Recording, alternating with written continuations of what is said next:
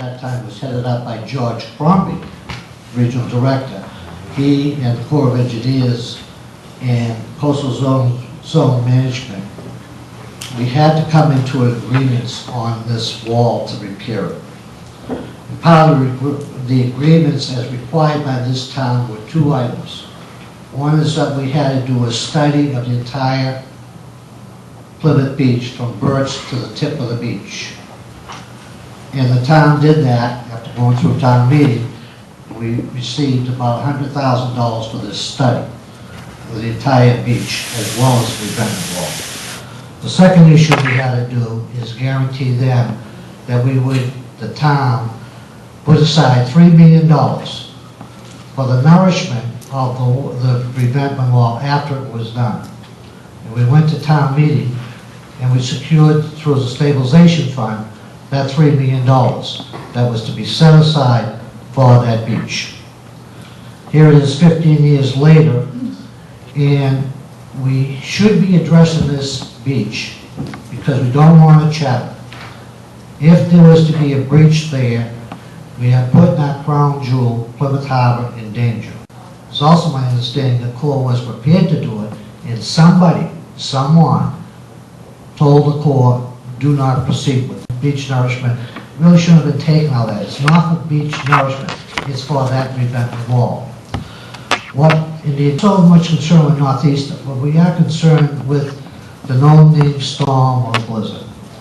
You know, every time there's a Northeaster, that there's an overwash of that wall, and we are, continually fixing it up. So what I ask tonight is that just please do not put it in the back burner. I'm getting old. I don't need to go back 15 years. It's not a back burner issue.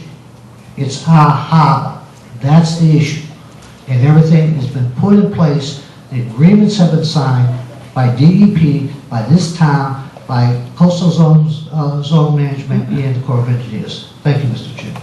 Applied for several permits, received several permits and order conditions from the Conservation Commission, a Chapter 91 permit.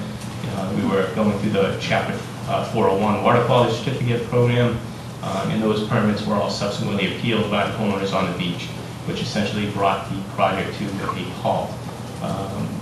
After several months, and close to a year, Army Corps notified us that that funding was no longer available and that we wanted to move forward, we needed to bring them back into the fold.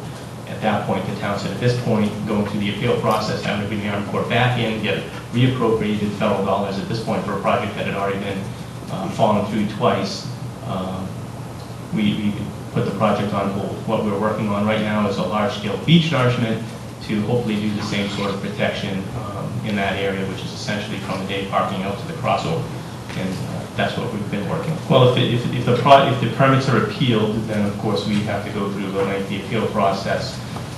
From our early negotiations with the appellants, it was obvious that a large-scale beach nourishment from not only the appellants but from the permitting agencies was much more acceptable than a large-scale dike reconstruction. We don't obviously necessarily agree with that. I think, personally, I think the dike reconstruction, the beach nourishment in front of it